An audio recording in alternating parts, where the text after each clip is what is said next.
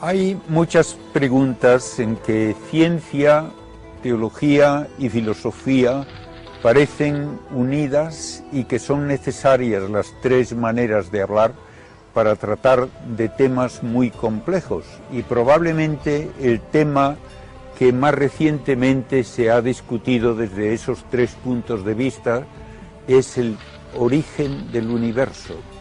Porque durante mucho tiempo la gente ha pensado como cosa obvia que el universo ha existido siempre, pero la ciencia es precisamente la que nos lleva a decir no puede ser, no puede haber existido siempre. Y la pregunta más obvia que puede hacer un niño ya a su papá es: papá, ¿por qué brilla el sol?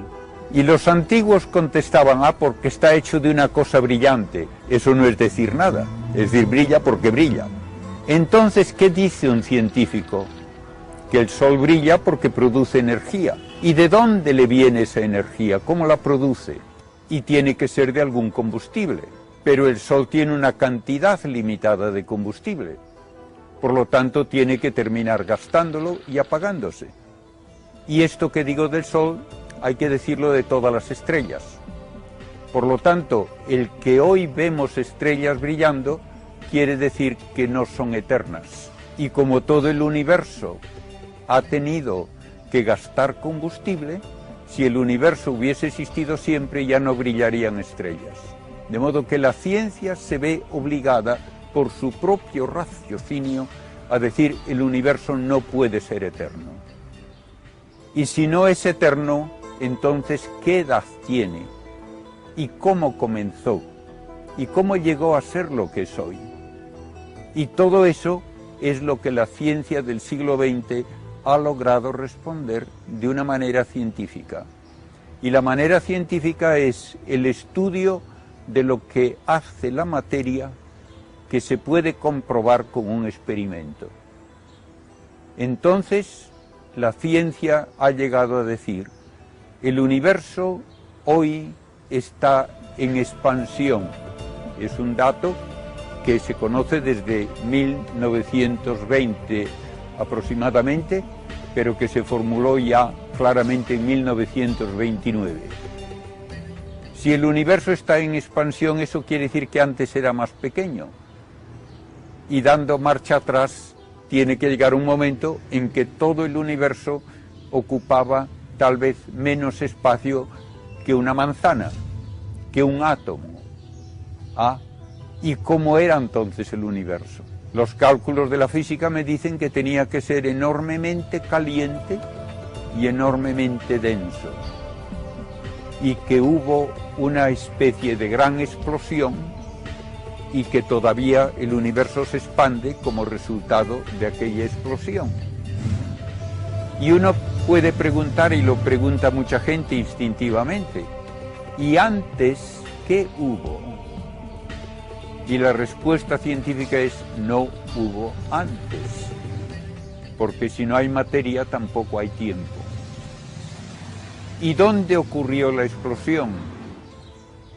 En ninguna parte y en todas partes, porque no había antes un espacio. Como no había tiempo, tampoco había espacio. Entonces el único espacio que había era ese bloque de materia ultra caliente y ultra condensada.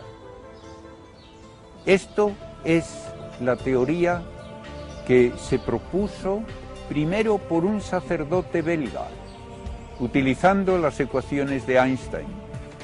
El sacerdote Lemaitre, resolviendo las ecuaciones de Einstein, llegó a la conclusión de que el universo tenía que haber comenzado con una enorme explosión.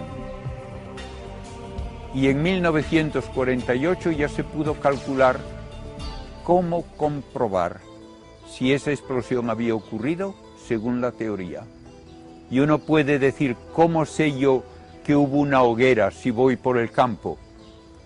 Lo sabré muy bien si encuentro a lo mejor unas cenizas todavía calientes. Entonces se hace la misma pregunta: ¿podemos encontrar las cenizas de esa gran hoguera primitiva? ¿Podemos encontrar algo del calor de esa hoguera primitiva? y en 1948 se calculó cómo debería encontrarse hoy esa prueba de la radiación de aquella hoguera y qué cenizas deberían existir como resultado de esa enorme explosión inicial. Y se han encontrado las cenizas, helio, deuterio, hidrógeno, exactamente como se había calculado, y se ha encontrado la radiación que llena todavía el universo, exactamente como se había calculado.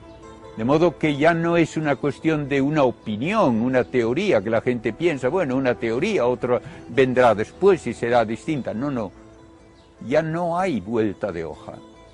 El universo comenzó con una gran explosión, altísima temperatura y densidad, y hoy podemos decir que esto ocurrió hace 13.700 millones de años, con un margen de error de menos del 10%. De modo que tenemos pruebas científicas de un origen del universo, y hablar de un antes no es científico, y hablar de otros universos no es científico, porque no se puede nunca comprobar.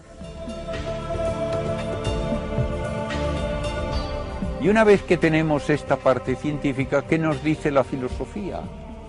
Que todo aquello que comienza a existir tiene que recibir la existencia de otro, porque lo que no existe no puede darse la existencia a sí mismo. Entonces, la filosofía nos habla de que es necesario un creador no material, y por tanto que no está tampoco sujeto a las leyes de la física ni del tiempo, que puede con potencia infinita hacer que donde no hay nada haya algo, y esto es exactamente lo que luego nos refrenda la teología.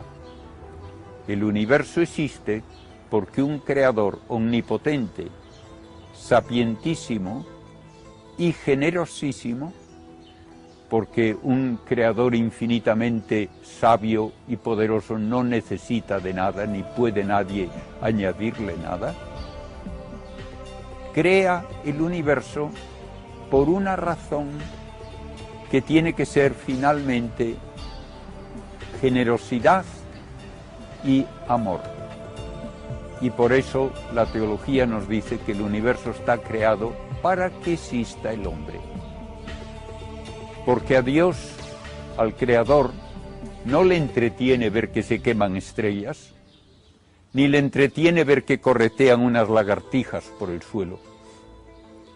Él solamente puede encontrar una razón suficiente de crear en personas que son capaces de conocerle, de agradecerle la existencia y de compartir su felicidad. Y así tenemos los tres puntos de vista. El científico me da los datos, el filosófico los elabora para llevar a este creador omnipotente y eterno. La teología me dice que este creador es además amor, que crea todo para el hombre, para que podamos existir, relacionarnos con él y finalmente participar de su felicidad.